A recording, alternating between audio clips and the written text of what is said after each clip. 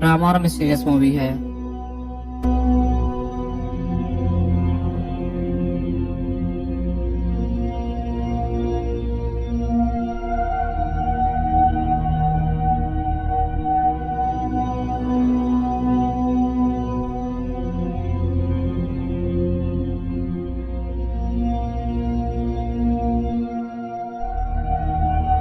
Movie शुरू होती है हम एक 30 साल यूनिवर्सिटी का प्रोफेसर शॉन को देखते हैं, जिसने अपनी पूरी जिंदगी साइंस के लिए वक्त की होती है। जब वो बर्फीली सड़कों पे सैर कर रहा होता है, वो ये बोल रहा होता है कि मौत के बाद कोई और जिंदगी नहीं होती, मतलब कि उसका तनासब पर यकीन नहीं होता है। अब वो जैसे एक सुरंग पर पहुंचता है, उसे दिल का दौरा पड़ता है और उसकी अचानक वहाँ पे मौत हो जाती है और उसी वक्त एक शहर में बच्चा जन्म लेता है।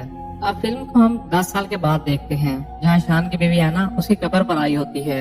इतना अरसा गुजर जाने के बाद भी अभी तक उसकी मौत को नहीं भूल पाई थी। एना का नया बॉयफ्रेंड होता है जिसका नाम जोसेफ होता है। अपनी गाड़ी से एना को हसरत भरी निगाहों से देख रहा होता है। इस शाम एना और जोसेफ की मंगनी होती है और उनके घर में एक आलीशान पार्टी का इंतजाम भी होता है और सैकड़ों की तादाद में मेहमान आए होते हैं। इन सब में शान का भाई टेलीफोर्ड और उसकी बीवी भी होते हैं। इसकी बीवी का नाम क्लारा होता है। ये दोनों अभी भी एना के साथ राब्ते में होते हैं। ये दोनों एना से बहुत प्यार करते थे। जैसे वो लिफ्ट के अंदर जाते हैं, क्लारा ने जो गिफ्ट लिया हो तो एना को देने से इनकार कर देती है। वो एक बहाना बनाती है, वो रिबन बांधना भूल गई है। फिर वो नीचे जाकर घबरा कर बैठ जाती है। ऐसे लग रहा होता है जैसे वो कुछ छुपा रही हो। और यहाँ पर एक बच्चा क्लारा को घूर रहा होता है। थोड़ी देर सोचने के बाद क्लारा बाहर की तरफ जाती है और तोहफे को दफन कर देती है और फिर जल्दी से रवाना होती है। और हैरत की बात ये होती है कि वो लड़का इसका पीछा करके सब कुछ देख रहा होता है। अब हम एना के घर को देखते हैं, जहाँ पर पार्टी खत्म हो चुकी होती है और इसके घर वाले एना की शादी के बारे में बात कर रहे होते हैं। अभी वो लड़का वहाँ पर अंदर आता है। वो कहता है कि वो एना से बात करना चाहता है और इसकी बात से सब चौंक जाते हैं। वो सबको हैरान कर देता है। वो उस लड़के से पूछता है तुम्हें क्या चाहिए। लड़का ये कहता है वो शान है, मैं एना से प्राइवेट में बात करना चाहता हूँ। एना यहाँ पर कंफ्यूज हो जाती है। उसके बाद एना उसे किचन में ले जाती है। उसके बाद उस लड़के से पूछती है वो क्या चाहता है। शान एतमाद के साथ कहता है मैं तुम्हें चाहता हूँ। और ये भी कहता है मैं तुम्हारा हस्बैंड हूँ, मैं दोबारा जन्म ले चुका हूँ, मैं 10 साल पहले मर गया था। एना उसकी बातों से हंसती है और उसे घर से बाहर ले जाती है। लेकिन लिफ्ट में शान अजीबोगरीब और बहुत संजीदगी के साथ बातें कर रहा होता है। वो उसे कहता है जोसेफ से शादी मत करो, तुम बहुत बड़ी गलती कर रही हो। ये बात एना को बहुत परेशान करती है, इसलिए ऊपर जाने से पहले उसे गार्ड के हवाले कर देती है।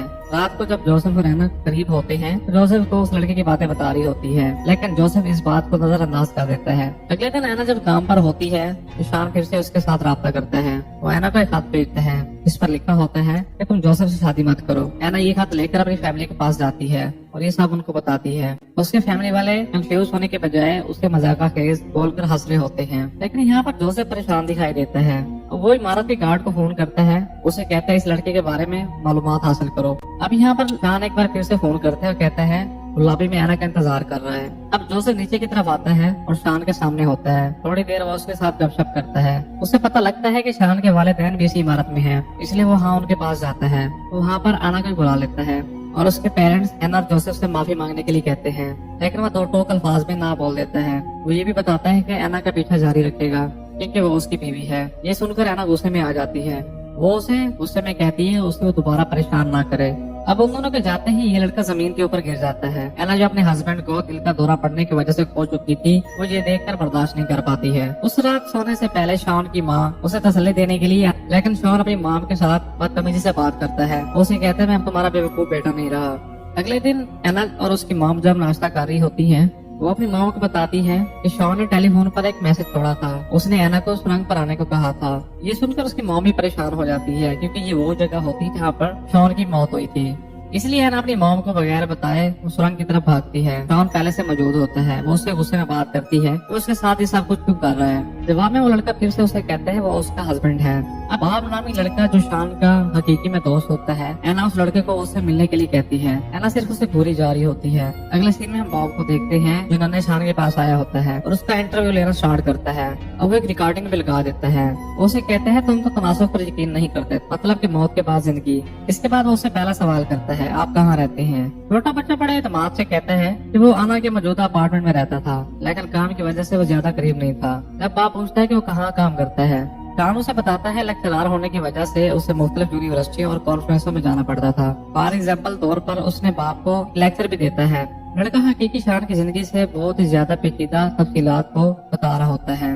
जैसा कि उसने और एना ने बाप के साथ सोफे पर कई बार इंटीमेट भी हुआ था। बाद में बात एना और उसके खानदान के सामने उस रिकॉर्डिंग को चलाता है, जो कि सब कुछ चौंका देता है। अब यहाँ पर एना के चेहरे पर एक अजीब सी मुस्कुराहट आती है, शायद इसलिए क्योंकि एना ने उस लड़के के दावों पर यकीन करना शुरू कर दिया था। दूसरी तरफ जोसेफ की सूरत हाल बहुत खराब होती जा रही होती है। वो फिक्रमंद होने लगता है, उसे ये डर लगने लगता है कि एना उसके हाथ से निकल ना जाए। तभी घंटी बजती है और घर की मुलाजमा दरवाजा खोलती है। यहाँ पर शान और उसकी माँ अंदर आते हैं और यहाँ पर सारा माहौल कशीदा हो जाता है। थोड़ी देर के बाद शान की मॉम एना से एक प्राइवेट में बात करती है। वो उसे डर कर कहती है कि शान अब उसके बेटे की तरह नहीं रहा। जैसे ही कोई उसके पास आता है तो हमेशा बदतमीजी और नाराजगी जाहिर करता है। एना उसकी मॉम के साथ हमदर्दी का इजहार करती है और वो कहती है मैं तुम्हारी मदद कर सकती हूँ। वो उससे रिक्वेस्ट करती है कि शान को रात के लिए हमारे घर रहने के लिए इजाजत दे दें ताकि उसे अच्छे से समझा सके और उसकी पढ़ाई पर भी तवज्जो देगी। एना उसे स्कूल से लेने और अगले दिन घर वापस लाने का वादा करती है। थोड़ी देर बाद हम शान को घर के इर्द गिर्द घूमते हुए देखते हैं। वो वहाँ पर मौजूद तमाम कमरों और फर्नीचर का सही से अंदाजा लगा रहा होता है। वो यहाँ तक भी जानता होता है कि उसकी पसंदीदा कुर्सी कौन सी है। घर के सभी लोग उसे हैरान तौर पर देख रहे होते हैं। रात को जब शान कुछ पेस्ट्री खा रहा होता है तो जोसेफ एक उसे प्राइवेट बात करता है। वो उस लड़के से पूछता है उसे अपनी मौत के बारे में कैसे याद है। शान उसको जवाब देता है कि उसका दिमाग डिजावो की तरह है। जोसेफ फिर एक और सवाल करता है, शान और आना पहली बार कहाँ पर मिले थे? लड़का जवाब देता है वो सारे समंदर पर मिले थे और फौरी तौर पर प्यार हो गया था। इसके बाद जोसेफ से एना से मिलने की रिक्वेस्ट करता है, लेकिन जोसेफ उससे दूर रहने के लिए बोलता है। अगले सीन में परेशान होकर एना शान के भाई के पास जाती है। वो उसे हर चीज के बारे में जो उसके साथ हो रहा होता है वो सब उसे बताती है। क्लारा भी वहाँ उसके पास होती है। वो दोनों उसकी बातें गौर से सुन रहे होते हैं। वो उसे कहती है शान एक लड़के की शक्ल में दोबारा से जन्म ले चुका है। क्लिफोर्ड के ख्याल में ये एक मजाक होता है, लेकिन जब एना रोना शुरू करती है तो उसे एहसास होता है कि कुछ गलत है। एना बताती है कि 10 साल गुजर जाने के बाद भी अभी तक शान को नहीं भूल पाई है और अब एक बेतरतीब लड़का जो शान बनकर उसके सामने आया है उससे मिलता जुलता है। एना उसके साथ दोबारा प्यार नहीं करना चाहती, इसीलिए क्लिफोर्ड से इल्तिजा करती है कि लड़के को वहाँ से ले जाए। इसके बाद एना उसे स्कूल से लेती है और उसे आइसक्रीम खिलाने के लिए ले जाती है। एना उससे पूछती है उसके लिए क्या इरादा रखता है। वो जवाब देता है वो काम करेगा। एना फिर मजाक में उसे पूछती है कि वो उसकी जिस्मानी जरूरियात को कैसे पूरा करेगा। वो ये भी पूछती है क्या उसने कभी किसी लड़की से शादी भी की है। 10 साल लड़का यहाँ पर संजीदा तौर पर उसे कहता है तुम मेरी पहली वाइफ हो। ये उसकी बातें सुनकर उसे यकीन होने लगता है कि वो सच में उसके शौहर का अवतार है। मजीद उसे बातें जानने के लिए अपनी कार को छोड़कर एक घुड़सवारी पर सफर करती है। आज एना की जोसेफ के साथ डिनर पार्टी होती है। जोसेफ यहाँ पर बहुत परेशान होता है क्योंकि एना यहाँ पर नहीं होती है। अब वो शान की माँ को फोन करती है और उसे रिक्वेस्ट करती है शान को एक रात मजीद यहाँ पर रहने की इजाजत दी जाए। शान की माँ को अपने बेटे की कमी तो महसूस हो रही होती है, लेकिन इस परेशानी को वाज़ेह तौर पर जाने के लिए उसे एक रात और रहने की इजाजत दे देती है। इस शाम को जब एना बाथ टब में नहा रही होती है, शान अजीब तरीके से अपने कपड़े उतारता है और उसके साथ टब में आकर बैठ जाता है। वो उससे हैरान होकर पूछती है वो क्या कर रहा है। वो लड़का उसे जवाब देता है अपनी बीवी की तरफ देख रहा है। जोसेफ को जब पता लगता है वो दोनों एक साथ हैं तो जोसेफ गुस्से में आ जाता है।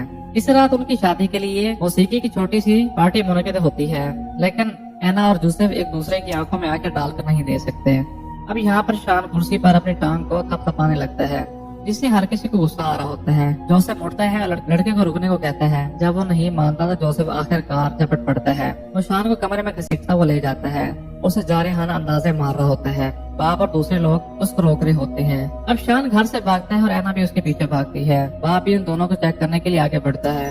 जब वो नीचे आता है वो देखकर चौंक जाता है क्योंकि शान एना को किस कर रहा होता है। वो यहाँ पर गुस्सा होकर बगैर कुछ के यहाँ से चला जाता है।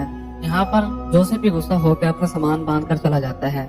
एना की वालदा जोसेफ से तमाम परेशानी के लिए मदद कर रही होती है और जल्द से जल्द मामला को हल करने का वादा करती है। थोड़ी देर बाद क्लिफोर्ड भी घर पहुँचता है।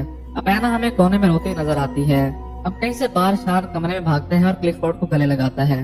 अब क्लिफोर्ड लड़के के चेहरे को गौर से देखता है और ये नतीजा हासिल करता है कि वो शान नहीं है। वो कहता है अपने भाई को अच्छी तरह जानता है, ये एक जालसाज है, लेकिन एना इस बात से एग्री नहीं होती। वो कहता है वो उसका हस्बैंड है। अब शान बाहर लॉबी की तरफ जाता है जहाँ अचानक उसका सामना क्लारा से होता है। वो उसे चेहरे पर मुस्कुराहट के साथ देखता है। वो उसे अपने गंदे हाथ दिखाती है। वो उसे पूछती है कि बाथरूम कहाँ है। शान घबराकर उसे वहाँ ले जाता है। उसके हाथ कुछ करने के बाद फिर क्लारा अपने हाथों पर अपना नंबर लिखती है और ये बताती है कि उसने अपना पता तब्दील कर लिया है इसी वजह से। इससे शान खौफजदा हो जाता है। वो यहाँ पर बड़बड़ाने लगता है। वो कहता है ये बात एना को मत बताना।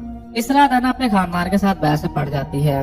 उसकी माँ और बहन ने धमकी दी थी कि अगर वो उस लड़के को जाने नहीं देती तो पुलिस को कॉल करेंगे।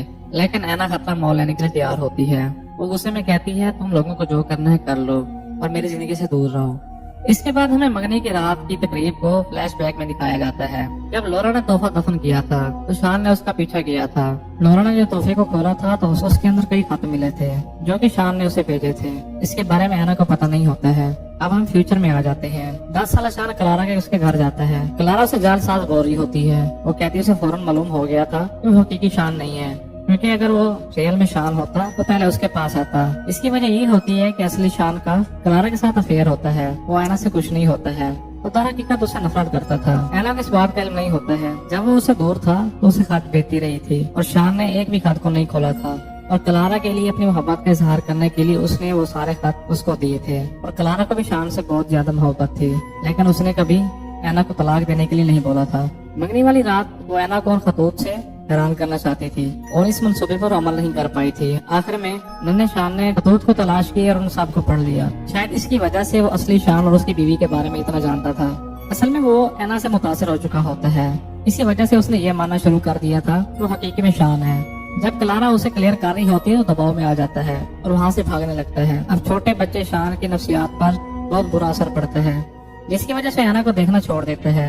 अपना ज्यादातर वक्त जंगलों में घूमने और दरख्तों पर चढ़ने में गुजारता है, यहाँ तक कि वो नाकाबिल तसव्वुर काम करने का भी सोचता है। लेकिन फिर वो आखिरी लम्हात में खुद को रोक लेता है। उसी गुमशुदगी की वजह से ऐना बेचैन हो जाती है और अफसुर्दगी की हालत में जिंदगी गुजार रही होती है। काफी गौर फिक्र के बाद शान मिलाकर एक रात उसे मिलने जाता है। वो कीचड़ में लथपथ होता है। जैसे वो नहा रहा होता है तो ऐना उसके पास आती है और उसे अपने मंसूबे के बारे में बताती है। वो उसे कहती है हम दोनों भाग जाएंगे और दूसरे शहर में नई जिंदगी शुरू करेंगे। ऐना उसे कहती है जैसे 21 साल का हो जाएगा तो हम शादी कर लेंगे। अब लड़का परेशान हो जाता है। वो कहता है मैं शॉन नहीं हूँ। ऐना ये सुनकर परेशान हो जाती है। ऐना उसे पूछती कि वो मजाक कर रहा है। ऐना कहती है मैं तुमसे प्यार करती हूँ। वो कहता है मैं शान नहीं बन सकता जैसा कि तुम मुझसे तवक्को कर रही हो। वो उसे बताता है शान ने कभी ऐना से मोहब्बत नहीं की थी। ऐना यहाँ पर मजीद परेशान हो जाती है और यहाँ से उठकर चली जाती है। वो लेकिन जोसेफ के दफ्तर जाती है और उससे सॉरी बोलती है। ऐना कहती है कि वो अपने हस्बैंड की आने की वजह से इतना अंधी हो गई थी कि वो अपना कंट्रोल खो बैठी थी।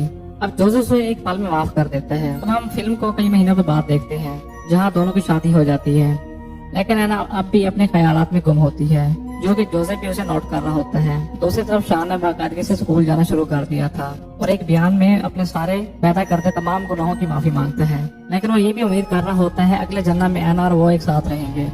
आखिरी मंजर में हम देख ऐना घबराहट का शिकार होती है। वो साहिल समंदर की तरफ भागती है, लेकिन उसकी रियल में पहली मर्तबा शान से मुलाकात हुई थी। इससे पहले वो कुछ कर पाती जोसेफ आके उसे गले लगाता है। ऐना यहाँ पर पुरसुकून हो जाती है। जोसेफ उसे वहाँ से ले जाता है और इसी के साथ ये मूवी यहीं पर खत्म हो जाती है। असल में इस मूवी की कहानी ये थी कि शान को ऐना से प्यार हो गया था, जिसकी वजह से वो इस तरह से कर रहा था। छोटे शान को ऐना की पूरी मालूमात और खतूत से मिली थी जो क्लारा ने छुपाए थे। जब क्लारा वहाँ खतूत को छुपा कर गई थी तो शान ने सारे खतूत को जाके पढ़ लिया था। इसकी वजह से वो ऐना को परेशान कर रहा था और जोसेफ से दूर करना चाहता था। और इसी के साथ ये मूवी यहीं पर खत्म हो जाती है।